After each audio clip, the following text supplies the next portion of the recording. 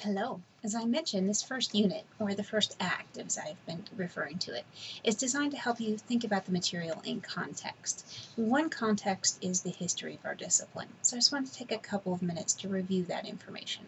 I say review because I imagine you've heard all of this in Gen Psych before.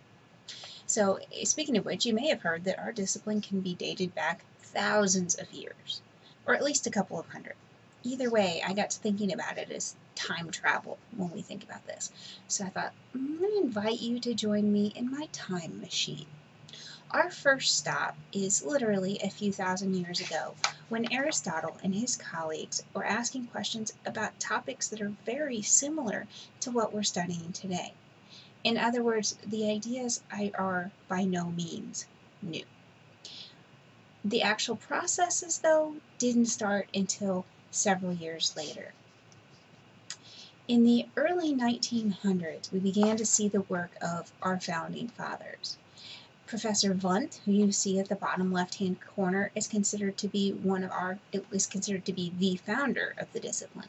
He said, "Here's what it is," and helped unify everything. At the same time, he was doing that by talking about the structures of the brain.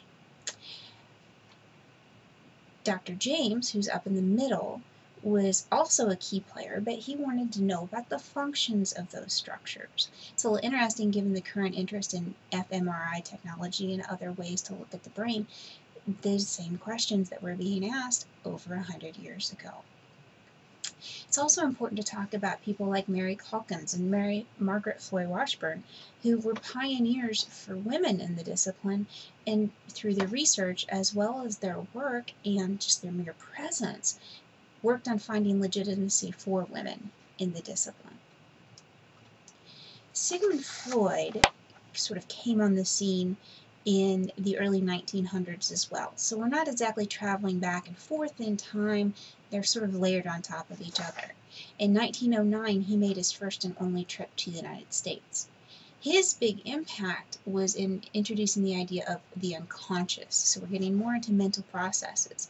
But keep in mind, we might associate him with the discipline, he might be what we think of when we think of psychology, but remember I mentioned Wundt, who's considered the founding father.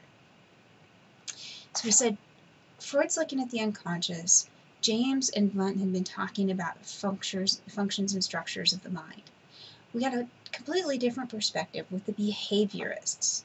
They were looking at what we currently call learning, relatively permanent changes in behavior.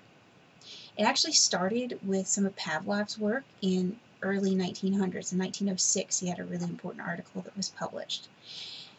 But then along the lines, Watson came in, really gave it a spectacular face. You probably remember hearing about the little Albert studies. Watson also came out really attacking Wundt's work and started about 1912. By 1924, one prominent psychologist says behaviorism has engulfed American psychology. And at that point, we didn't even have the third wave, which came with Dr. Skinner, who's pictured on the right. He didn't get his PhD till 1931. It was 38 before he published Behavior of Organisms, but his work on operant conditioning is highly influential, as you'll hear throughout this class. More contemporary work includes that of Rogers and Maslow, who are working in humanism. They brought it back to a more people-centered, more person-centered, thinking about the whole person rather than just these associations between things. Of course, we've had more contemporary work. You probably remember hearing about Dr. Zimbardo and the Stanford Prison Experiments, among other things. So this is by no means a comprehensive review, but it symbolizes a number of things. So what are the takeaway messages? We can trace our roots back, trace the ideas back centuries. We can see the beginning of the subfields, which I'll talk about in an upcoming video, in the divisions that came about. And the chronology is not necessarily as neat as that linear textbook layout might lead you to believe. It's overlapping and hence some of the divisions I talked about. So that's a bit of our time travel for now. I'll talk to you soon.